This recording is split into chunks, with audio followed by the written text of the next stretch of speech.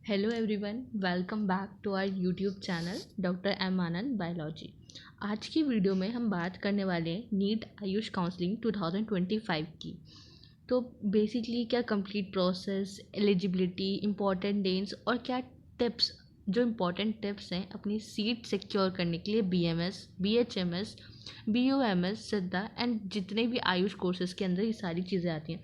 तो बेसिकली जो हमारा आयुष है, आयुष का मतलब ही यही है। ए फॉर आयुर्वेदा, ए से वो बताता है आयुर्वेदा के बारे में। वाई फॉर आता है उसमें योगा, यू फॉर आता है यूनानी, एस फॉर होता है सिद्धा एंड एच फॉर होता है होम्योपैथी। ये पूरा आयुष, इसके अंदर ये सारे कोर्सेज आते हैं।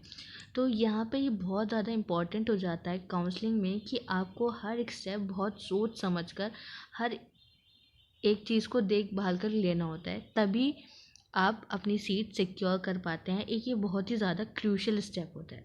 तो बेसिकली सबसे पहले हमारी आयुष काउंसलिंग है क्या, आयुष काउंसलिंग कौन कराता है और उसके अंदर किसका एडमिशन होता है, ये हमने अभी डिस्कस कर ही लिया है। आयुर्वेदा, होम्योपैथी, यूनानी, सिद्धा, योगा, नेचुरोपैथी, ये सारे कोर्सेज में जो एडमिशन है वो आयुष काउंसलिंग के थ्रू होता है। अब बेसिकली ये जो काउंसलिंग अभी चल रही है, जो स्टार्ट हो रही है, वो चल रही है ऑल इंडिया कोटा।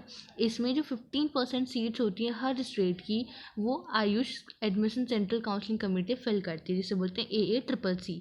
इसके अंदर गवर्नमेंट, सेंट्रल और डीम्ड यूनिवर्सिटीज़ हमारी आती हैं।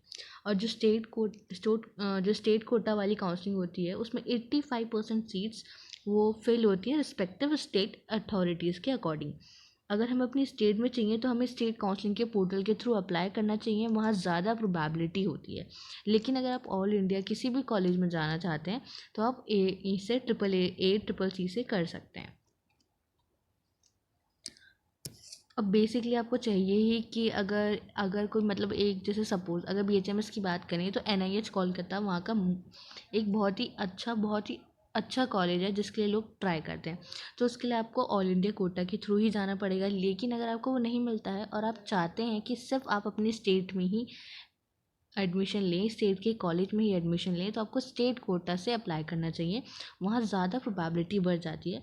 दो आप यहाँ पे भी ट्राई कर सकते हैं, जब आपने अपनी फ़ीस भरी ही है तो आप यहाँ पे अपने स्टेट के कॉलेजेस भर दें, तो अगर मिलता है तो अच्छी बात है, नहीं मिलता है तो आप अपने स्टेट काउंसलिंग में जाएंगे।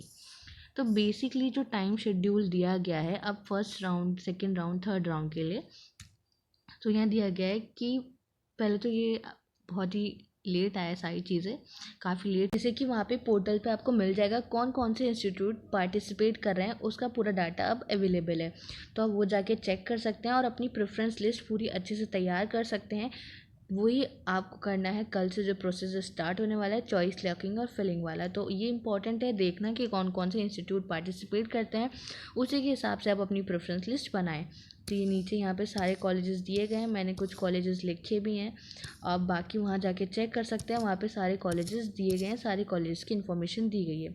तो बेसिकली इस वीडियो का मोटिव यही है कि काउंसलिंग का जो प्रोसेस होता है वो बहुत ज़्यादा इंपॉर्टेंट होता है और ये जो पार्ट है बहुत ही ज़्यादा क्रूशल है। दो exam is also important but counselling is also very important, क्योंकि काउंसलिंग ही वही ऐसा रास्ता है जो आपको कॉलेज तक पहुँचाएगा।